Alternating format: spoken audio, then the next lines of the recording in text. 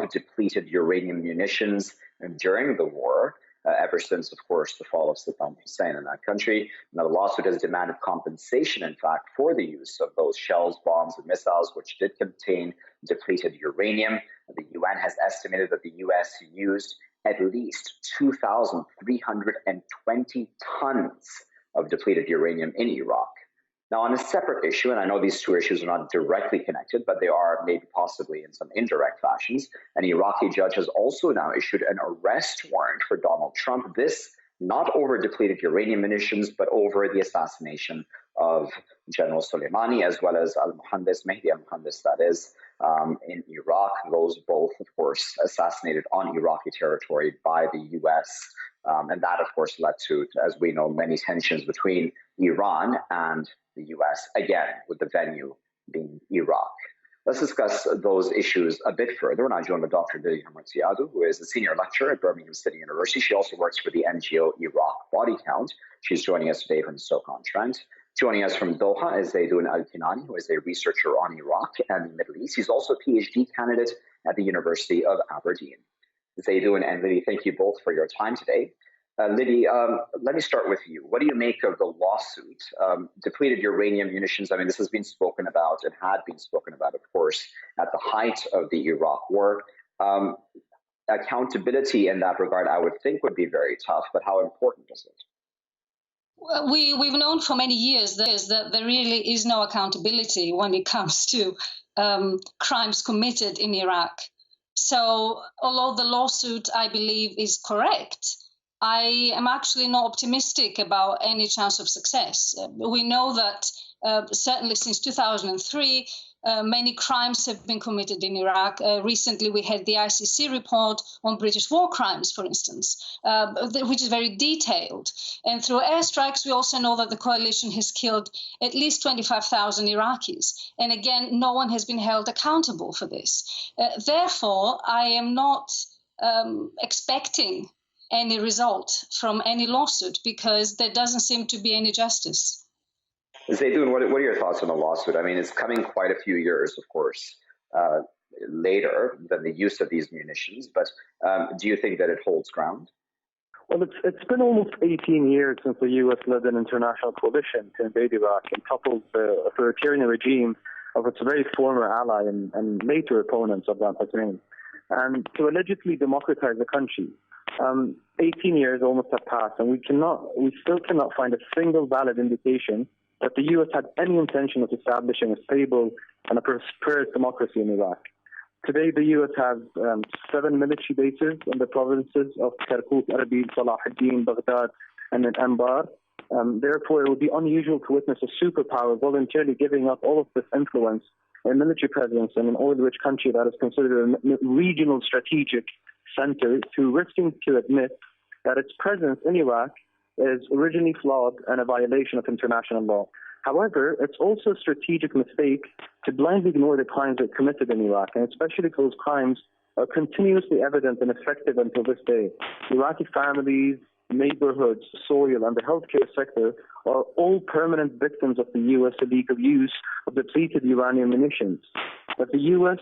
global power status cannot admit to the crimes it committed against ordinary civilians, will at least have to own up to the compensations these people would need for decades to probably slowly overcome or even just minimize its impacts in the future. So, Lily, when we're talking about depleted uranium munitions, and I know you work with Iraq Body Count, what have you found and what has the NGO found vis-a-vis what kind of an effect this has had? I mean, of course, some of us have seen those very, very disturbing images of the effect on children, on fetuses, et cetera, as well. But beyond that, how much of an impact has this really had in real world terms? Unfortunately, the research that I do through Iraq Body Count doesn't take those things into account. So what we look at is deaths.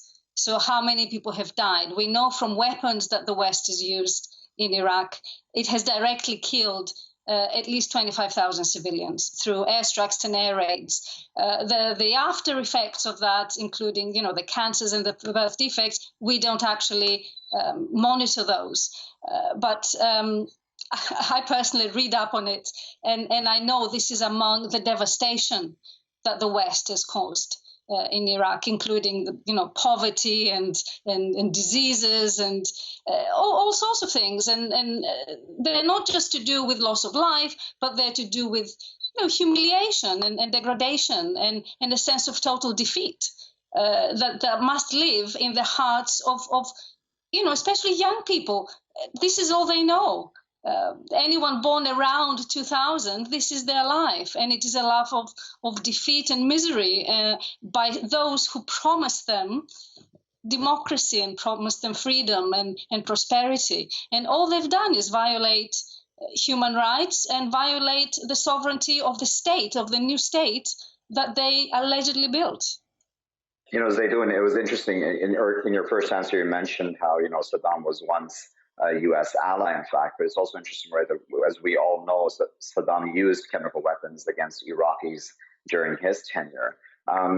It's disturbing, isn't it, that even what followed Saddam then, i.e. the U.S.-led coalition, also used weapons which have, so drastically and so inhumanely affected Iraqis. Of course, these depleted uranium munitions is not only a dangerous attack in the moment, it continues to pose a long-term threat to the lives of ordinary Iraqi citizens, as it poisons Iraqi soil with cancers, strokes, and birth defects, as mentioned across all scholarly articles about this. Many doctors and scientists maintain that the recent emergence of diseases that were not previously seen in Iraq, such as new illnesses in the kidney, lungs, and liver, as well as total immune system collapse, are connected to the public exposure to war contaminants. Moreover, there has also been a dramatic jump in miscarriages and premature births among Iraqi women, particularly in areas where heavy U.S. military operations occurred, such as Fallujah, and there are many documentaries about that. However, that doesn't come as a surprise from the powers, U.S. and UK in this case. UN Secretary General stated that the use of force without council endorsement would not be in conformity with the Charter. And many legal experts now describe the U.S.-UK attack as an act of aggression violating international law. The UN High Commissioner for Human Rights, Nabi Pillay, stated that the leaked U.S. documents on the war in Iraq point to serious breaches of international human rights law, such as executions of civilians and torture of detainees in accordance with international covenants on civil and political rights, and other obligations to which both the U.S. and Iraq as states are parties. Looking at it from a dynamic today, whether the U.S. would pay an attention to such things, at least under the very last days of the Trump administration, you have, despite the controversy surrounding the September 2007 Blackwater contractors and its killing of Iraqi civilians, the U.S. State Department earlier after that plans to renew a contract with the security firm, and it finally ended with Trump pardoning the criminals, which just reflects no interest from the U.S. in being responsible or allowing itself to be responsible in front of the world. And it seems to be very hard for them to even own up to the compensations that these people need. We've seen many similar violations against international human law. We've seen many violations against the lives of Iraqi citizens. It happened during the sieges of Fallujah in 2004, where the U.S. used chemical weapons such as white phosphorus and a naphtha derivative, and causing indiscriminate harm and unnecessary suffering in the civilian population. Although the use of these weapons is banned under several international treaties and the Geneva Conventions, no government or the United Nations has condemned such acts, and these crimes remain unpunished. 17 years after the sieges, the population of Fallujah continued to face innumerable hazards, living with daily attacks and factional violence, and having no access to clean water or health care.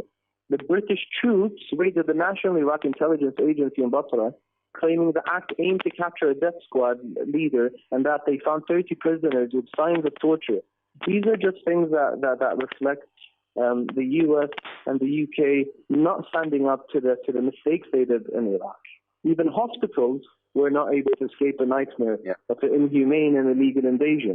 There are so many reports about the percentage of hospitals. Also, if you allow me, bring Lily into the conversation, back into the conversation. Lily, obviously it's priority to always talk about civilians, the Iraqis themselves, certainly, and how they've been affected by what's happened ever since the U.S.-led coalition got involved, since the fall of Saddam Hussein, or even around that time, in fact. But then now we have this other arrest warrant. I mean, this other case altogether about now we have two states fighting each other on Iraqi soil. I'm talking specifically, of course, about the Iranians and the Americans. And with the assassination of Soleimani and Mehdi al-Muhandis, of course, an Iraqi himself. But all of that complicates the situation further then, right? Because we have this arrest warrant now issued for Donald Trump over those assassinations. What are your thoughts on that?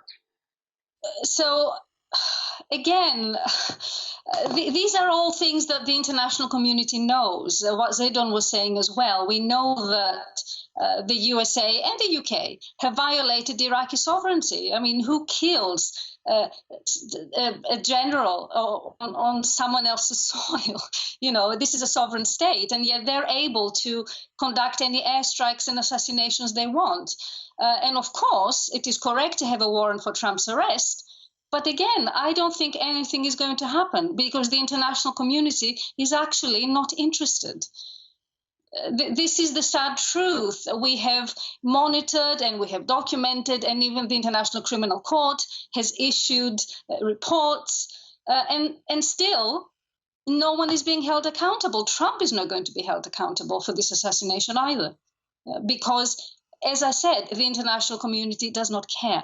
It seems Iraqis are not important enough or high up on the human chain that the international community will actually care about what is happening in Iraq to the Iraqis and anybody within their country, civilian or not. Indeed. Zeidon, I'll give you the final word. If you can just keep it to under a minute and a half. On this point of this arrest warrant of Donald Trump, and I know there's a huge debate and argument certainly that can be made about Iranian involvement too, and I don't want to put that to complete aside, but just overall then the precedent has been set, has it not, that Iraq, as Lily said, has no sovereignty of its own, so whichever state of all of the above can get involved, can do things on Iraqi soil and get away with it? I mean, is that fair to say at this point that is what the reality is? Well, unfortunately, it seems like they would get away with it.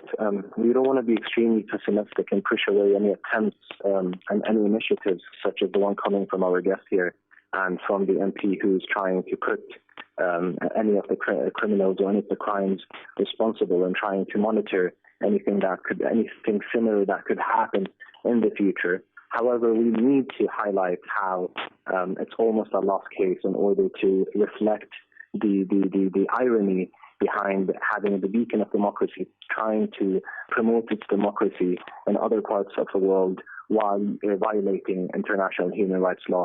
It is also a chance for us to teach other countries around the world the mistakes that the U.S. can commit or purposely commit sometimes in order for it to promote its democracy. As much as one should praise any attempts calling for compensations and accountability, as mentioned, towards the crimes against humanity, we also have to show the world that it's extremely difficult to be optimistic towards lawsuits filed by, in this case, Iraqi MPs and lawmakers in 2021, just weeks after Trump pardoned the Blackwater forces, and with the consideration that a more significant call took place in May 2006 in a letter to the UN Security Council by a group of 27 NGOs from across the world, pointing out that the U.S.-led multinational force in Iraq has seriously violated international law, including bans on the use of tortures, illegal detentions, siege tactics against population centers, and indiscriminate and especially injurious weapons. And the MNF was responsible for failing to address patterns of corruption and mismanagement in Iraq's development fund and reconstruction programs, which was heavily influenced and managed and supervised by the U.S. They even failed to cite numerous official reports and legal texts. The letter urges council members to at least substantially reconsider and revise and terminate the MNF's mandate to bring it into conformity with international law. Final words would be, yes, we support any attempts to hold any criminals accountable, whether they're individual groups or states or armies. However, we have to reflect and point out that we live in a very unfair and unjust world, unfortunately. Yep. Well, there's a final word, but we appreciate both Zeidon and Lily for contextualizing in this conversation, both of them experts, of course, on Iraq. Lily joining us from the UK, and Zeidon was speaking to us from Qatar. This lawsuit, as Zeidon said, and he's correct to say it, of course, we don't want to be overly pessimistic either. But as Lily also said, we very much know that with all these cases, be it the one for the Swedish court because of depleted uranium munition use by the United States, 2,320 tons of depleted uranium, in fact, were used in Iraq. That's according to the United Nations figures. It may very well be more than that on the